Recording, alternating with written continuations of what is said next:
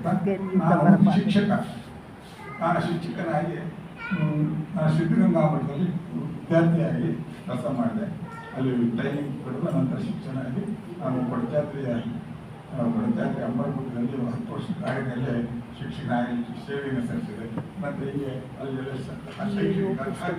ಸಾಮಾಜಿಕ ಕ್ಷೇತ್ರಗಳಲ್ಲೆಲ್ಲ ವ್ಯವಸ್ಥೆಯನ್ನು ಮಾಡಲಿಕ್ಕೆ ಅವರು ಅಭಿವೃದ್ಧಿ ಮಾಡಿ ಊರಲ್ಲಿ ಪುರದ ಅಂತ ಬರುತ್ತಾರೆ ಸುಣ್ಣನ ಸನ್ನಿಧಾನ ಅಲ್ಲಿನೂ ಸಹ ಭಾಳ ಬಡತನವಿತ್ತು.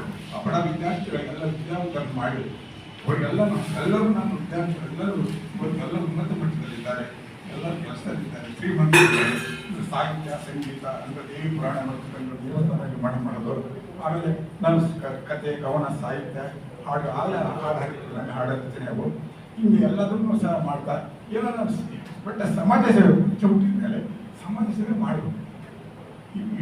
ಈ ಶರೀರ ಪರೋಪಕಾರಾರ್ಥಂ ಏನು ಶರೀರ ನಾವು ಯಾವುದಕ್ಕೂ ಅಪೇಕ್ಷೆ ಪಡಬಾರ್ದು. ಭಗವಂತನ ನಮ್ಮನ್ನು ಹುಟ್ಟಿಸ್ಬಿಟ್ಟಿದ್ದಾನೆ, ನಾವು ಭೂಮಿಯನ್ನು ಕೊಟ್ಟಿದ್ದೇವೆ.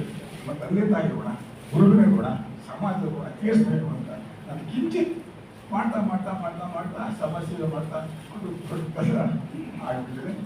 ಅದಕ್ಕೆ ಇವತ್ತು ನನಗೆ ಉತ್ಸಾಹಗಳು ಮಾಡ್ತಾ ಇದ್ದಾರೆ. ಹೀಗಾಗಿ ನಾನು ಈ ವೇದಿಕೆಯಲ್ಲಿ ಎಲ್ಲರೂ ನಮಸ್ಕಾರಗಳು ಮಾಡ್ತಾ ಬಹಳ ಮಾತಾಡೋದು ಬಹಳ ಆಸೆ ನನಗೆ.